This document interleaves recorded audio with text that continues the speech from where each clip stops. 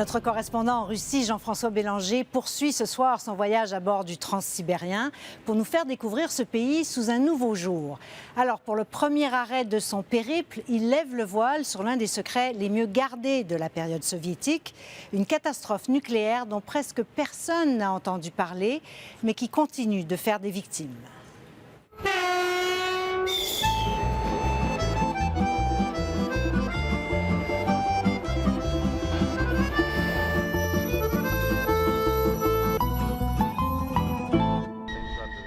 Notre étape du jour nous emmène près de Tcheliabinsk, à 1500 km à l'est de Moscou. C'est un endroit secret. Tellement secret qu'il ne figurait jusqu'à présent sur aucune carte. Vestige de l'ère soviétique, la ville d'Oziorsk et le complexe nucléaire de Mayak, tout près, n'avaient à l'époque même pas de nom. Et pour cause, on y fabriquait à l'abri des regards le plutonium de la première bombe atomique russe. Il est encore aujourd'hui impossible de s'en approcher.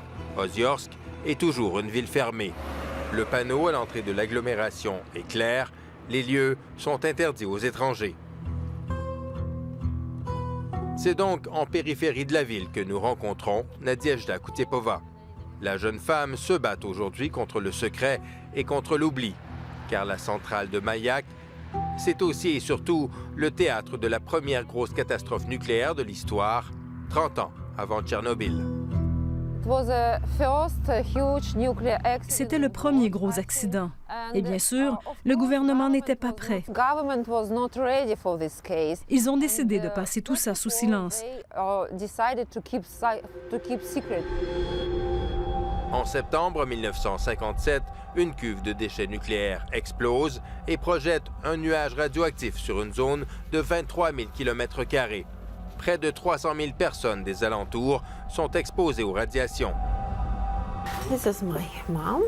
This is my dad. Parmi elles, le père et la grand-mère de Nadiejda.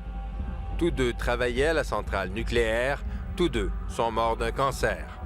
Le père de Nadiejda n'avait que 45 ans. I think that they were victims. Bien sûr, ce sont des victimes de la catastrophe. Mais personne n'a dit à mon père qu'il avait le cancer. Ça devait rester secret.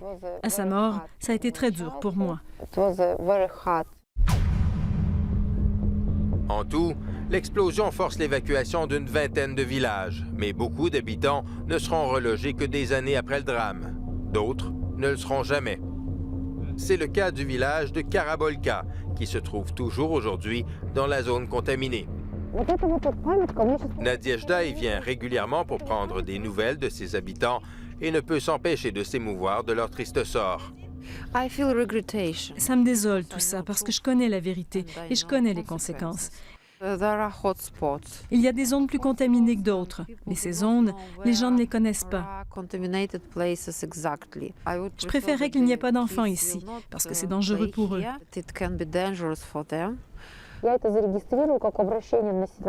Nadiejda a pris des cours de droit et offre aujourd'hui ses services légaux gratuitement aux habitants des zones contaminées.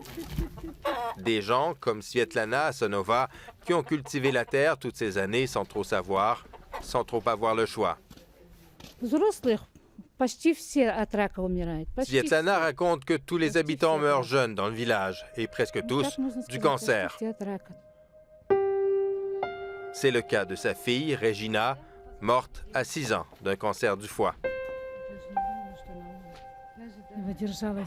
Elle était très joyeuse, pleine de vie.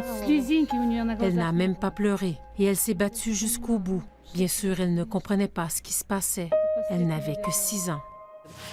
Le cancer de sa fille est une conséquence directe de la participation de sa grand-mère au nettoyage des dégâts radioactifs.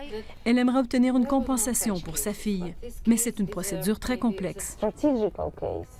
Nadiejda a déjà gagné quelques procès, mais dans ce cas-ci, les chances sont minces. La loi n'a pas prévu de compensation pour les parents ayant perdu leurs enfants.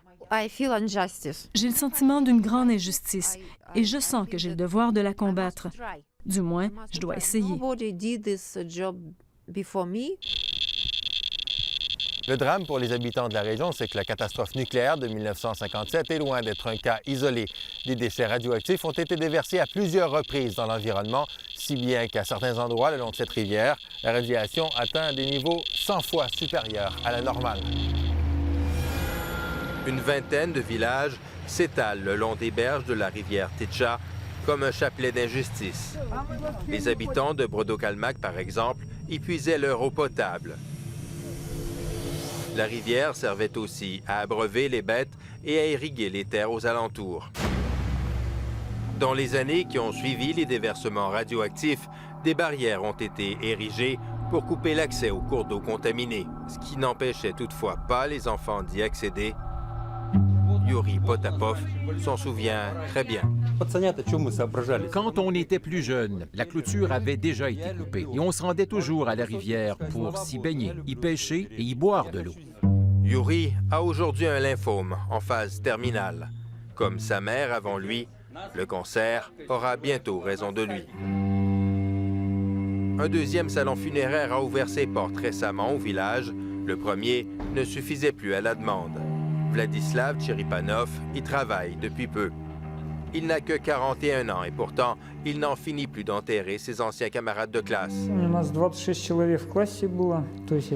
Dans ma classe, il y avait 26 élèves. À ma connaissance, il n'y en a plus que 5 en vie maintenant. Tous les autres sont morts. Ça fait 3 ans que je travaille ici et on ne manque pas d'ouvrage. En général, les gens meurent à 40, 50 ans. Très peu d'habitants, pourtant, songent à quitter la région. En cause, l'absence de moyens, le manque d'alternatives, le fatalisme aussi, qui les pousse à retourner pêcher dans la rivière empoisonnée. Les berges, disent-ils, ont été depuis décontaminées. Alors, à quoi bon s'inquiéter? Surtout qu'ils n'y peuvent rien changer. Les habitants des zones contaminées touchent une mince compensation financière, mais seulement à condition d'y rester. Autant de règles absurdes, autant d'injustices contre lesquelles Nadezhda a décidé de lutter. Je fais ça en mémoire de mes parents que je n'ai pas pu aider. Pour mon père qui est mort dans des conditions horribles.